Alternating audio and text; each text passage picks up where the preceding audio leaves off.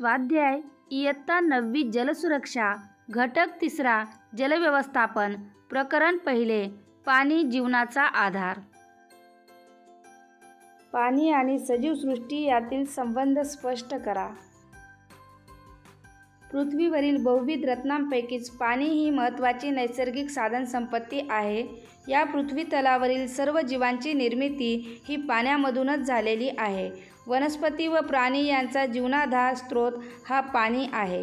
प्राचीन काळापासूनच मानवाचा विकास हा पाणी जिथे उपलब्ध असते तेथे म्हणजे नदी व जलाशयाच्या ठिकाणीच दिसून येतो। प्राचीन काळात मेसोपोटेमिया, इजिप्त, हडप्पा अशा ज्या संस्कृतींचा उदय व विकास झाला तो नद्यांच्या किनारीच झाला असे इतिहास सांगतो।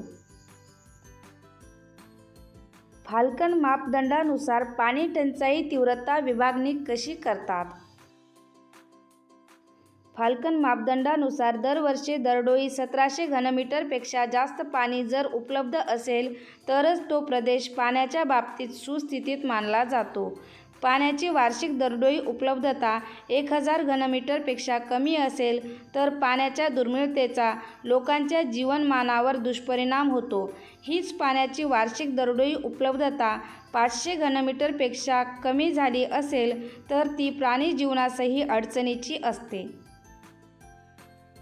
पाऊस सारखाच असूनही वापरासाठी पाण्याची असमान उपलब्धता दिसणारी उदाहरणे सांगा। महाराष्ट्रात हजारो वर्षांपासून दुष्काळ पडतो आहे। आजही जिथे तिथे पाण्याची कमतरता भासते आहे। महाराष्ट्रात पुरेसा पाऊस आहे तसेच धरणांच्या संख्येतही मोठी वाढ होऊन सुद्धा पिण्याच्या पाण्याचा दुष्काळ असण्याचे कारण काय? एकीकडे ओला दुष्काळ तर दुसरीकडे प्यायला देखील पाणी नाही। एकीकडे ऊस बागायत आणि त्याच गावात पिण्यासाठी टँकर अशी चमत्कारिक परिस्थिती देखील अनेक ठिकाणी आढळून येते। महाराष्ट्रातील पाण्याची एकूण उपलब्धता, आवश्यकता व प्रत्यक्ष दुष्काळ परिस्थिती पाहता पाण्याची असमान उपलब्धता दिसून येते। भूगर्भातील पाणीसाठा का संपत आहे? आपल्या देशातील शेतकरी हा पिकांना पाणी देण्यासाठी परंपरागत पद्धतीने विहिरीमधून पाण्याचा उपसा काढून संपूर्ण शेतजमिनीला ओलीत करतो। त्यामुळे गरजेपेक्षा अधिक पाणी वापरल्याने मोठ्या प्रमाणात पाण्याचा अपव्यय होतो आणि भूजल पातळी खालावते। आता तर विंधन विहिरी 400 ते 500 फुटापेक्षा अधिक खोल खणून भूगर्भातून पाणी ओरबाडून काढले जात आहे। आपल्या देशात सिंचनासाठी 65% आणि घरगुती उपयोगाकरिता 3% पाणी हे भूगर्भातून उपसा केले जाते। सिंचनाकरिता अशा बेसुमार पाण्याच्या उपशामुळे भूगर्भातील पाण्याचा साठा झपाट्याने कमी होत आहे। नद्यांचे स्वास्थ्य आणि शहरीकरणाचा संबंध काय? प्रत्येक देशातील नद्यांना अनन्यसाधारण महत्त्व आहे। अनेक शहरे, औद्योगिक प्रकल्प, कारखाने हे मोठ्या नद्यांच्या काठावर वसलेले आहे। त्यामुळे नदीमध्ये मोठ्या प्रमाणात जलप्रदूषण झाले आहे। कारखान्यातील सांडपाणी व कचरा यामुळे नद्यांचे स्वास्थ्य बिघडले आहे। नद्यांचे झरे बुजून बंद पडले आहेत। अतिरेकी भूजल उपशामुळे नद्यांचे वाहने थांबले आहे। अशा प्रदूषित नद्यांचे पुनरुज्जीवन करून त्यांचे स्वास्थ्य सुधारणे अत्यंत आवश्यक आहे।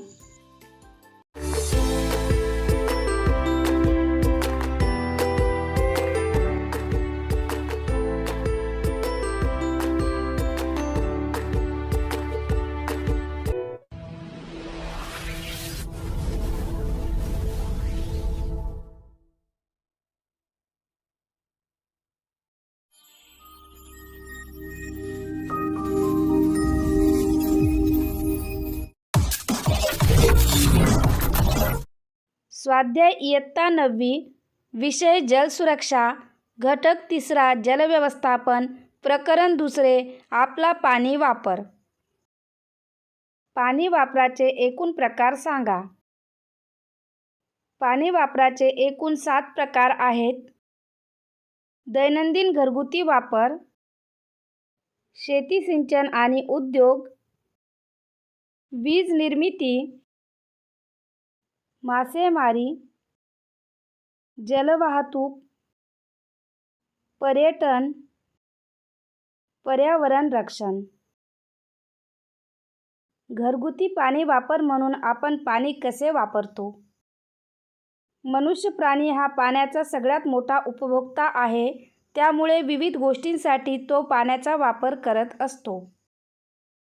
स्वयंपाक, अंघोळ, शौच स्वच्छता, हातपाय स्वच्छता, कपडे धुणे, घर स्वच्छता, गाड्या धुणे, बागकाम. शेतीसाठी कोणकोणत्या प्रकारे पाणी वापरले जाते? ग्रामीण भागात शेतकरी हा पाणी वापराचा केंद्रबिंदू आहे. देशभरातील सर्व शेतकऱ्यांना पाणी मिळायला हवे. पाणी वाटपाची आणि पाणी सिंचनाची पद्धत ठरवली गेली पाहिजे. प्रत्येक पिकाला पाण्याची वेगवेगळी गरज असते. त्यामुळे पाणी हवे पिकाला, नको साऱ्या जमिनीला. यानुसार ठिबक सिंचन, तुषार सिंचन यासारख्या आधुनिक सिंचन पद्धतीने पाणी वापरले जाते. कोणत्या क्षेत्रासाठी सर्वात जास्त पाणी लागते? कृषी आधारित उद्योग जसे की साखर कारखाना, फळ प्रक्रिया आणि अकृषी उद्योग जसे की धरणे, रस्ते, लोकवसाहती, विविध कारखाने इत्यादी करिताही पाण्याचा मोठ्या प्रमाणात वापर केला जातो.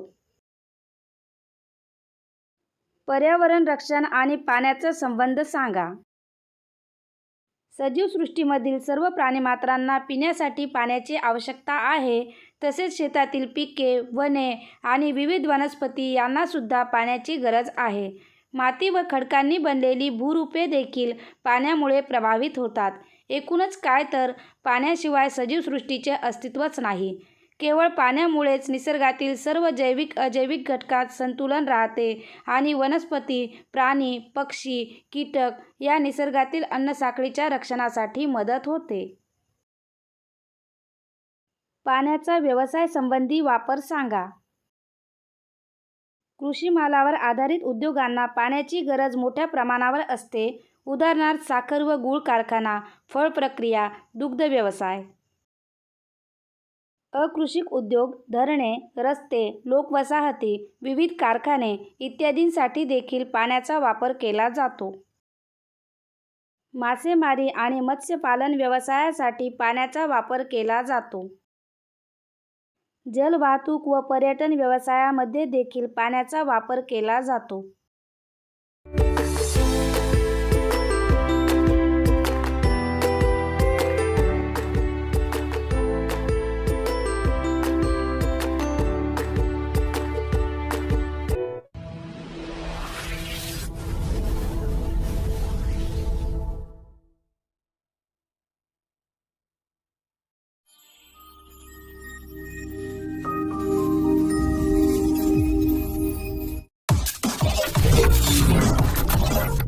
स्वाध्याय इयत्ता 9वी, विषय जलसुरक्षा, घटक 3 जलव्यवस्थापन, प्रकरण 3 पाण्याचा प्रवास, धरण ते घर. धरण ते घर पाण्याच्या प्रवाहातील टप्पे सांगा. पाणी प्रथम धरणांमधून वाहिन्यांद्वारे ऊर्जा वापरून किंवा उताराचा वापर करून जलशुद्धीकरण केंद्राकडे आणतात. जलशुद्धीकरण केंद्रामध्ये पाणी शुद्ध केले जाते.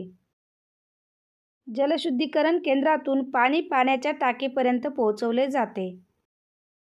या टाक्यातून मुख्य जलवाहिनी, उपवाहिनी, नळ जोडणी या मार्गाने प्रत्येक घरामध्ये पिण्याचे पाणी पोहोचवले जाते. जलशुद्धीकरण म्हणजे काय? पाण्यातील अवांछित घटक जसे की रसायने, जैविक दूषित पदार्थ, निलंबित घन पदार्थ आणि वायू पाण्यातून काढून टाकण्याची प्रक्रिया म्हणजेच जलशुद्धीकरण होय. पाणी शुद्धीकरण प्रक्रियेचे थोडक्यात वर्णन करा. जलशुद्धीकरण केंद्रात पाण्यात रसायने टाकून पाणी घुसळले जाते.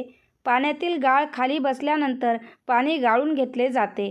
पाण्यामध्ये असलेले अनिष्ट वायू, पाण्याला दुर्गंधी व अनिष्ट चव देणारे पदार्थ, पाण्यातील बाष्पशील पदार्थ काढून टाकण्यासाठी वायू मिश्रण करतात.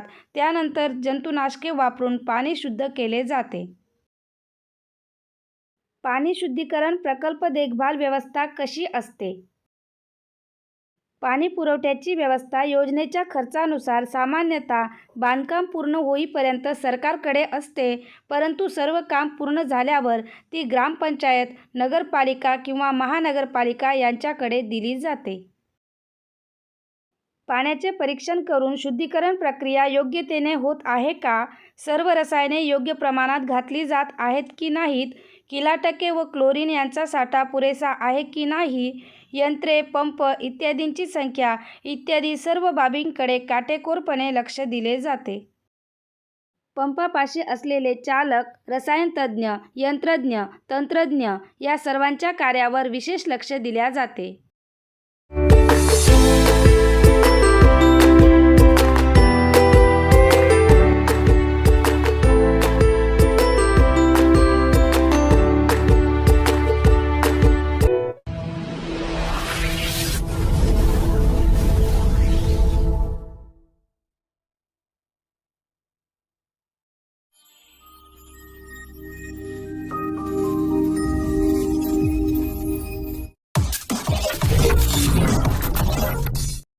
स्वाध्याय इयत्ता 9वी जलसुरक्षा, घटक 3 जलव्यवस्थापन, प्रकरण 4 जलव्यवस्थापन म्हणजे काय?